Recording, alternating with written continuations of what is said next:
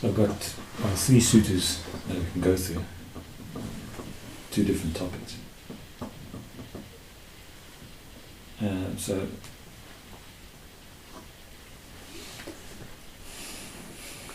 this first sutta is from the Anguttara Nikaya 573, and it's called One Who Lives the Teaching. And so this person is asking the Buddha, Sir, they speak of one who lives the teaching. How is one who lives the teaching? And the Buddha replies, take a monk who is learning the teaching. They spend their days studying. They neglect solitude and do not engage in settling the mind. That monk is called one who studies a lot, not one who lives the teaching. Furthermore, a monk teaches in detail to others what they have heard and studied. They spend their days expounding their teaching, but they neglect solitude and do not engage in settling the mind. That monk is called one who expounds a lot, not one who lives the teaching. Furthermore, a monk recites in detail the teaching that they have heard and learned. They spend their days reciting, but they neglect solitude and do not engage in settling the mind. Or a monk who intentionally reflects upon, thinks about, and considers the teaching he has heard and learned. They spend their day reflecting on the teaching, but they neglect solitude and do not engage in settling the mind. And then take a monk who is studying the teaching. They don't spend their days studying their teaching. They don't neglect solitude and they engage in settling the mind. That's how a monk is one who lives the teaching.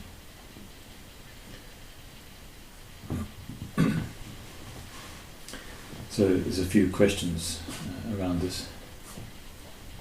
So a person can go into great detail with their studies, like learning Pali, there's historical contexts of the texts, etymological investigations, statistical analysis, comparisons, parallel map making, memorization, categorization, and becoming a proliferated scholar, accredited by others who have done the same, yet still not be living or applying that teaching that they are supposed to be experts on.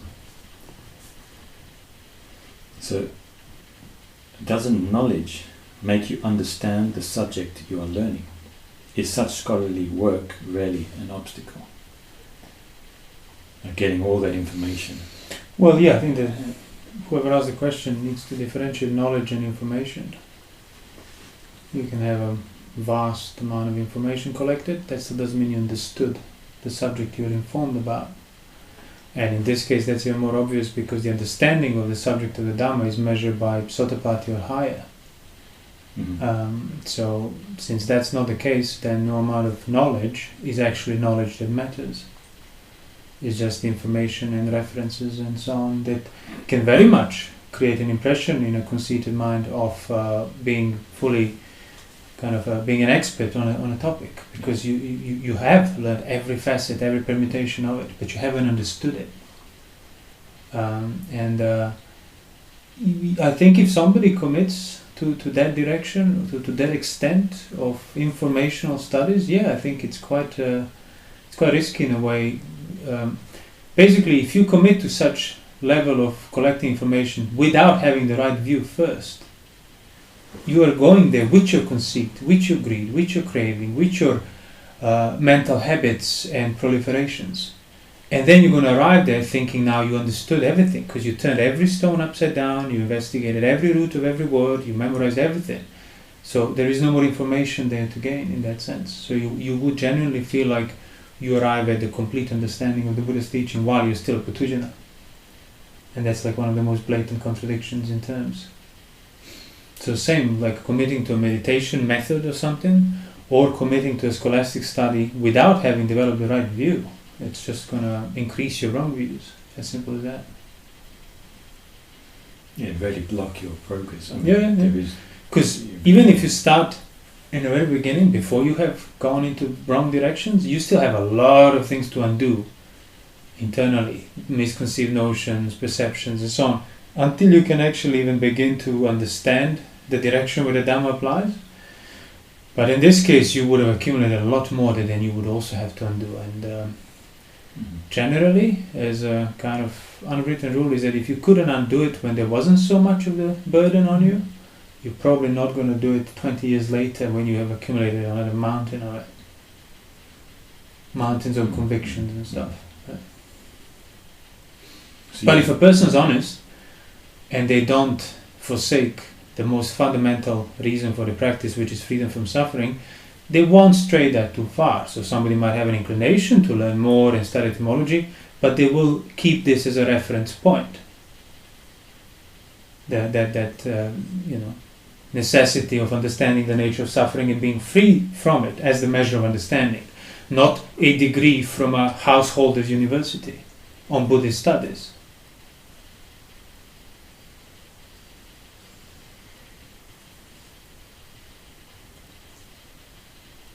So it's like you can read. So we have access. Everybody has access to the suttas, to all this information, and you got information about all these different jhanas and states of higher states of mind. All these kind of really complicated topics, even. And so I think that the danger is if you don't realize when you're reading these things that okay, so have I done the first things, do I keep the precepts, do I keep sense restraint? No, but then why am I even thinking about fourth jhana and the eighth jhana? Why am I even going that direction? Yeah, why do you even think that any of this stuff applies to me, that any of this instruction applies to me? Have I met the necessary criteria to even qualify myself for the application of these practices that the Buddha taught to monks? As I said many times before, he never taught meditation to householders. It was just not a thing. You want a samadhi, calm your mind, recollect your unbroken virtue, recollect the Buddha, the Dhamma, the Sangha, ponder on it actively, on your right view and so on, and you will have pleasant abiding here and now as a result of your composure. But that's that's the work, and then you can do that work as a layperson as well, but having developed a view that the work is on the level of meditation technique or something, you actually neglect the work that you could factually do and benefit from, and you do the stuff that's just going to end up being a cover-up to whatever you haven't resolved internally, in terms of your state of Puttujana and not knowing the escape from suffering and so on.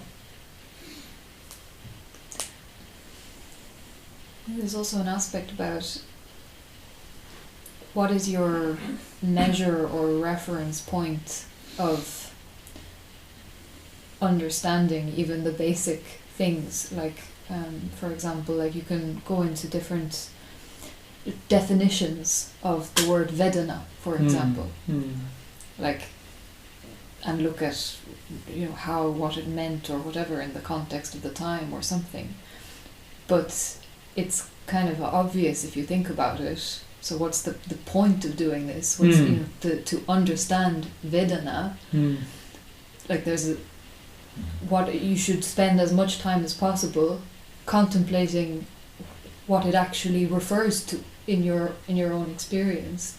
Like to spend as much, in a way it's kind of correct, like I should spend as much time trying to understand the subject that I'm trying to fully understand, but it's not through looking at a book that I'm going to understand this subject, because that's not where that's not where that subject is in a way. It's where the description or the information is. Yeah. But then the point is to turn it into your own experience and try to use your own experience as that reference point for what is right and what is wrong, or what is the meaning of the suttas. I think because otherwise it's abstract. Like the 5 precepts and sense restraint. That's when it's no longer abstract. That's when it's tangible and you're looking at the Vedana in your experience. So, yeah. But you still need to make the effort to look at the Vedana in your experience, not at the Vedana in dictionary. Yeah, that's what I mean. Yeah. You need to keep the precepts to be a sense restraint, but you could still maintain the scholastic attitude and look for it out there.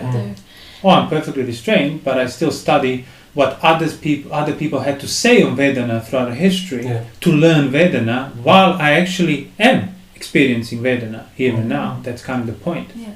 But I don't trust that as a reference of learning and insight. I trust the comprehensive scholastic consultation of whatever has been said before, and then drawing kind of the essence of it and maybe coming up with a few of the ideas of my own. And that's like completely wrong direction. As wrong as watching your nostrils, just in a different way. Yeah. Like there's this another sutta. It's the second sutta in the Satipatthana Samyutta of the Samyutta Nikaya, where he's saying, it starts by just saying, those monks who have recently gone forth are new to this Dhamma and discipline. I think it can be interpreted as being like those who have not yet the right view should be encouraged to develop Satipatthana, as in to contemplate the phenomenon of the body where it applies. In order to and then it says so as to fully understand Vedana, or so as to fully understand the body, or so as to fully understand the mind. Yeah. And then it continues how the Sekka, the noble disciple, is encouraged to contemplate the body, but having understood it, he is now doing it in order to develop the complete understanding of it, basically. So it's and then what's interesting is in the translations that you read of this sutta, it kind of makes it sound as though you're just sitting in this state of developing a state of concentration that will magically enable you to see the miracle of rather than it. But it's very obvious, or it's very just kind of clear if you read the thing. It just says, if you want to fully understand something, spend as much of your time being composed, being clear-headed, contemplating it in your own experience, in order to bring it to mind, having it as reference points. Look up the etymological basis for these words. Buddha doesn't give that instruction. Look at the history of these words. Doesn't just look at all of that can be helpful if you already know where to look, but you will not necessarily find out where to look if the only place you look is the etymologies in history and scholastic study. Because I mentioned that before, there was that long time ago, and you just start reading the suttas and then other Pali and other things and translations, and then my own language and then English language and then Pali language, and then you're trying to get the idea.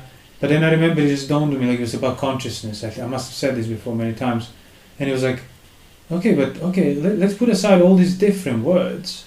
Let me just use the words that I know, even in my own language. When I say consciousness, what do I refer to?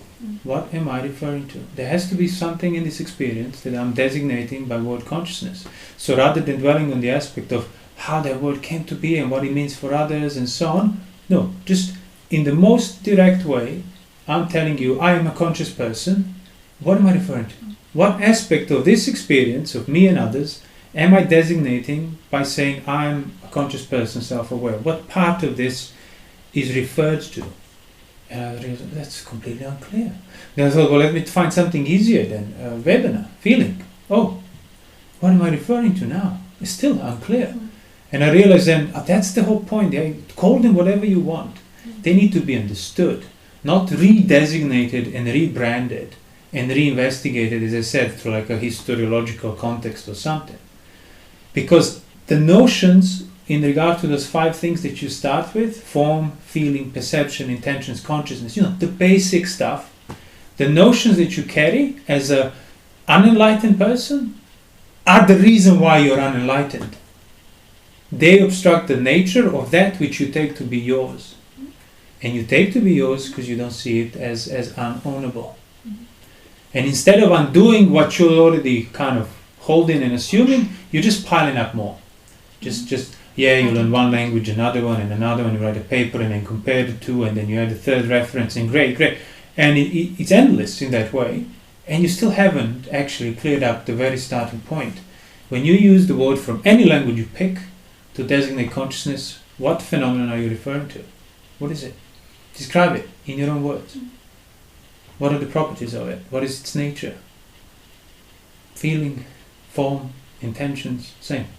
Like I've done this before, like I just, okay, what actually is greed, for example? Yeah. What do I mean by greed? What is unwholesome? So what is unwholesome? And then you just like thinking about that throughout the day, it naturally kind of gives you a certain broader perspective or higher perspective. Like when your mind wants to go in a certain direction or be kind of greedy, it's not like, okay, I must not do this, and so I just, okay, that's greed. Okay, so is this greed, or is this what feeling means?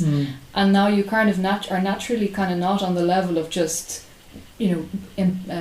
embodying it, becoming it. You're developing some perspective in regard to it, without it being this, like. It's easier in a sense. I think it can be for some people to not become too wound up about not acting out of unwholesome and so on. It's like the two types of thoughts we were talking about last week.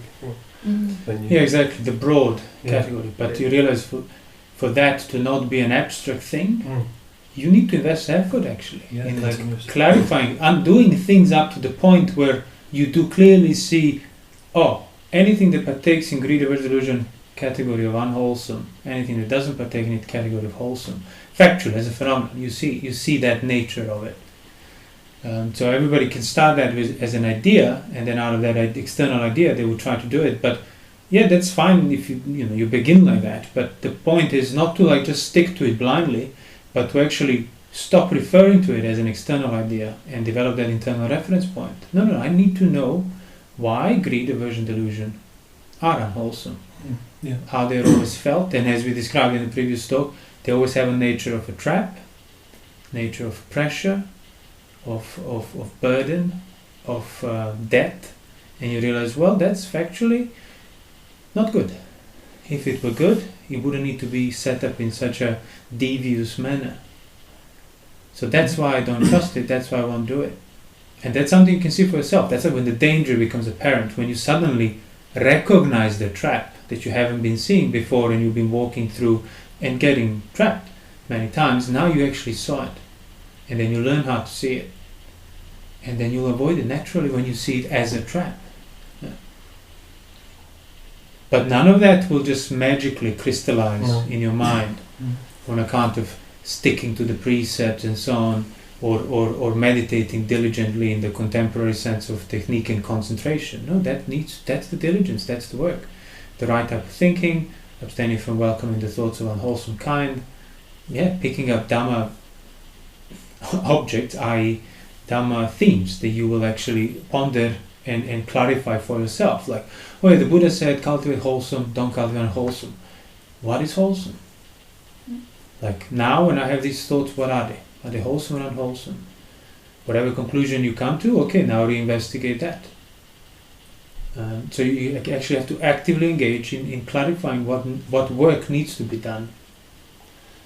Otherwise, it wouldn't be a trap if you could kind of, if you could discern it without that kind of continuous diligence. You wouldn't have to go against the grain. Exactly. Yeah, that's the point. Because the trap, the whole point is that it sort of limits your. Then people will kind of just accidentally stumble upon enlightenment. I just went in this direction and look, nibbana. Magic. No, it can't happen by accident, because you have to perpetually swim against the whole grain of your being, the entire nature.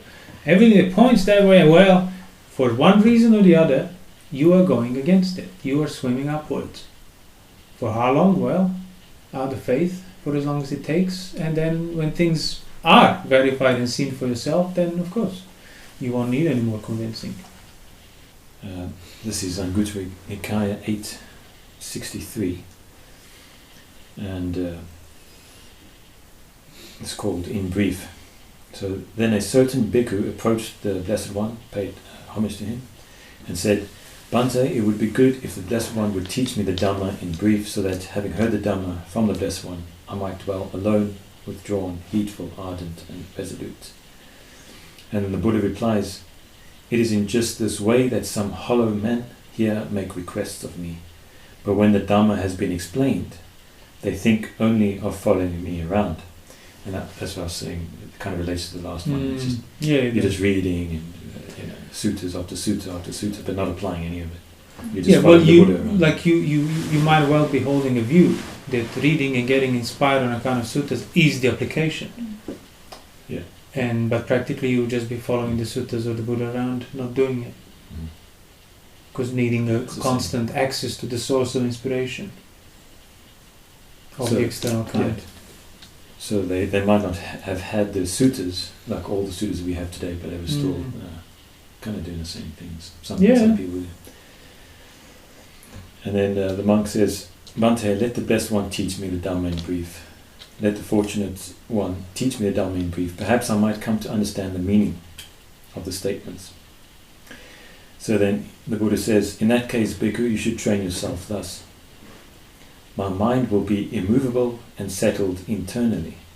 Arisen bad, unwholesome states will not overpower my mind. Thus you should train yourself. Do that. There you go. So you realize why, you can ask yourself, why, if that's not enough of instruction for you, why is that not enough? Why is that insufficient? You realize, it's not because the instruction lacks meat or heartwood, it's because too many abstractions in your mind that this is just too abstract. So you better start clearing up the mess so that you can apply that. And everybody starts with some degree of mess, so everybody has to do some clearing. But it's, and that should be like, that can be a reflection. Wait, but why is this not enough for my mind to do it, to get inspired? Because I don't truly understand what I need to do. And I don't truly understand because I cannot measure the task given to me because I don't quite see where it applies. And I don't see where it applies because I'm obviously not listening properly, so to speak. In other words, I'm listening to these words, but they don't mean the same thing to me as they meant to the Buddha when he instructed it. When he refers to those things, mind and overpower and unwholesome, well, those things are not understood by me. So I better start understanding that so that then this instruction can make sense, so that I can measure the task, so that I can actually apply myself and get the results of it. But that's unpleasant work. That's of course. Even just recognizing properly that, I actually don't even know what that means is kind of it can be easy to just kind of take for granted your own first impression of what you think that might mean and then try and do it, which is obviously going to result in, that's why they kind of initial that would feel kind of inspiring or something, but then it would sort of run out and it's like, I need to get more instruction because I don't really, I've done a bit, but now I think I need more, because you didn't clarify in the beginning what that initial instruction really meant. And you won't clarify it for as long as you think the clarification comes from the outside. Exactly. Sometimes, maybe you simply don't have enough information, but in cases like this, that's enough, that's sufficient. Otherwise, the Buddha wouldn't have given it as a self-sufficient instruction.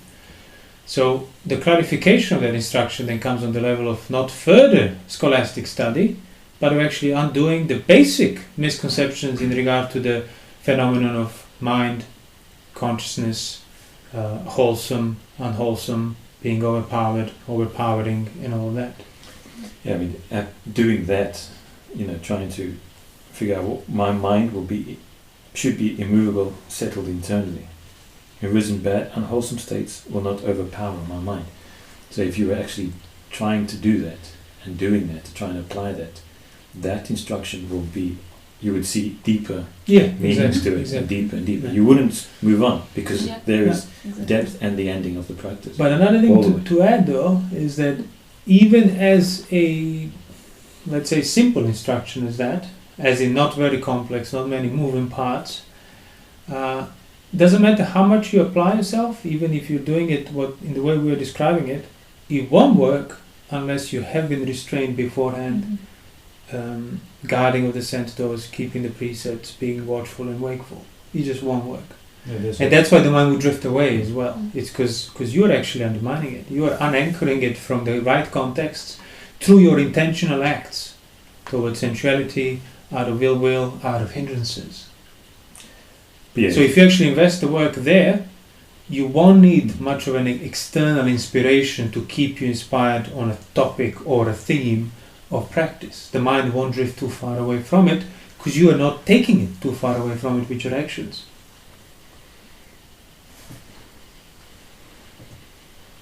So that's another thing to consider if like instruction like this but just seems to kind of pass over my head and mind doesn't leap into it and wants to think about it, wants to contemplate it. Well, I think you might have to review your behavior by body, by speech, by mind. How do you spend the rest of your waking day? What things you think about, things you're saying, bodily actions? Are they restrained, thoroughly withdrawn, dried up? If not, well, you got your answer. That's when none of this will apply. The sutta continues, and the Buddha gives extra further meditation exercises, some instructions there. He says, when bhikkhu, your mind is immovable and settled internally, and arisen bad, unwholesome states do not overpower your mind, then you should train yourself thus further. So you've got to do that first. So have you passed that? So what do you do that first? You do the... How do you measure? How do you know you're not overpowered by the... So, arisen unwholesome states. Your mind is settled, but wholesome states arose. Yeah. So that's not up to you, as we say often. Oh, but okay, so is this overpowering me, or is it not? Or what do I do? How do I know? Am I still immovable? Is this moving me? So how do you know whether you're overpowered or not? What's the measure of being overpowered? Can you just blink and next moment is, oh, I'm overpowered? Acting out by body, speech or mind. Exactly. Certainly by body and speech. Yeah. You're overpowered if you act out. If you don't act out, you're not overpowered. It doesn't matter the amount of doubt they might try to make you act out or clarify it. You realize, well, I'm not acting out. Thus, I'm not the one being moved. Sure, I'm feeling the pressure of the unwholesome state, but I'm not acting out. I'm not doing anything on account of it. It's there. I'm mindful of it. That's it. Internally calm in regard to, Yeah, internally calm means basically not acting out. Does not mean internally not feeling the pressure of an arisen unwholesome states. Otherwise, why would you need to practice steadiness and not being overwhelmed by it? No, you do feel the weight of it. That's kind of the point. So it's like not acting out. Not acting out by body. Oh, I acted out by speech. Okay, well, to that extent I was moved, but at least I didn't act by body. Oh, I didn't act by the body. I didn't act out by the speech. Okay, mentally I'm still trying to revolve around and get rid of this doubt. I'm acting out to that extent. Let me stop that now as well. At least I didn't act out by speech and by body. So it is a gradual training that then you can perfect to the point there is a pressure of the unwholesome, you're internally calm. There is the doubt to clarify whether you're internally calm or not, and you recognize even that now. If you were to clarify it, it would be acting out on account of discomfort, and you realize, well, by not clarifying it, I'm clarifying it. By not engaging with a clarification of my doubt, I'm staying unmoved. And that's kind of the point that even doubt wants me to resolve. So you stop using the middleman of hindrances and acting out of them. So once that's done, once you become an expert in that, so to speak, unmoved by these things, he says, then you can do these further exercises, and one of them is that Brahma Viharas. I will develop and cultivate the liberation of mind by friendliness or non-ill will, make it a vehicle, a habit, a basis, carry it out, consolidate it, and properly undertake it. I would take up a theme that now my mind would listen and pay attention to and adhere to. Why? Well, because I attained it. You have the I attained it beforehand, So you could see, we always say, like, the jhana, the whole practice comes as a result of you overcoming the hindrances, understanding the unwholesome, thoroughly withdrawing it. I mean, every description of jhana says thoroughly withdrawn from unwholesome states, from 5 hindrances. On a later occasion, basically, then he dwells having entered jhana. On a later occasion, after he's thoroughly withdrawn, quite secluded, whichever translation you want to use, it means you've done this work first, thoroughly, without any residue, without any tolerating of the hindrances and acting out of them. And then the mind will listen, and it will be inwardly calm, and then whether it's jhana or Brahma Vihara, that's the order of development. But not like, I practice for jhanic, ecstatic absorption, pleasure, and thus sensuality will fall away as a result of that. And this is the same. People's like, I'm full of will, so I practice metta so that these things will fall away. No. You gotta drop those things first, and then the mind can develop metta and so on. Yeah, you create that environment. Yeah, of course. It's not that it'll just magically. Yeah, as we said in the previous episode, like I have abandoned, I have relinquished, I've given up the 5 hindrances that Nandamatta Sutta. Yeah, she's given them up through fully understanding them, and that's why now she has jhanas at will, not other way around. Yeah, and likewise with this one, it doesn't say he develops Brahma Viharas and then he's your mind will be them. immovable and Yes. internal. Yeah. And Well, here is a technique for Brahma Vihara. Stick to it blindly and you'll become immovable like a rock, and no hindrance can enter you, and no work of contemplation and enduring the pain or the pressure of unarisen states that are trying to overwhelm you, you will have to endure. Yeah. Wouldn't that be wonderful?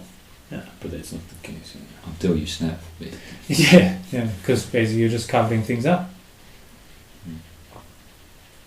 And it goes on further, it says, when this samadhi has been developed and cultivated by you in this way, that's composure of Brahma Viharas, mind of non-ill will and so on, then you should develop this kind of samadhi with thinking and pondering, without thinking, but only just pondering. Develop it without thinking and pondering. Develop it with joy, or letting go of joy, accompanied with ease, or accompanied with equanimity. So he's doing jhanas on top. He's able to practice jhanas alongside Brahma Viharas. And when bhikkhu, this kind of, so now when you're able to do that, even steadier, when bhikkhu, this samadhi has been thoroughly developed by you in this way, then you should train yourself thus. I will dwell contemplating the body in the body, diligently, clearly, comprehending. Well, then you're qualified for Satipathanas. Yeah. Mindful, having removed longing and concern in regard to the world. Yeah. And while you're doing that, also do... Because by that time, there will be absolutely no obstruction or misconception left, as we started this talk with, in regard to what the body is, what the phenomenon of the body is, what the phenomenon of the feeling is, intentions, mind. It would have all been cleared and clarified and endured sufficiently for you to become very familiar with its nature. Which then you can develop. Of develop course. that theme Yeah. of what the body, the nature of the body. Yeah, exactly. Make it your vehicle. Yeah. You travel around with that theme, in that theme. But the thing is, again, it's not just a theme on the level of, I can understand what the description of this body for what it is, its nature. No, it's seeing that started as an external instruction. The unknowability, the what body is subjected to, it's like position in this world. Seeing that when you look at this body, that's what you see. So it's a direct recognition of what you learned from before through the mind development described that precedes it all. So it's not just applying these abstract notions of impermanence and anicca and so on. They will somehow permeate these things and dissolve the roots of greed, aversion, and delusion. No. You need to pull them out. You need to find them, cut for them, find them, take them all out, one by one, basically, until all the work's done, and then you can rest.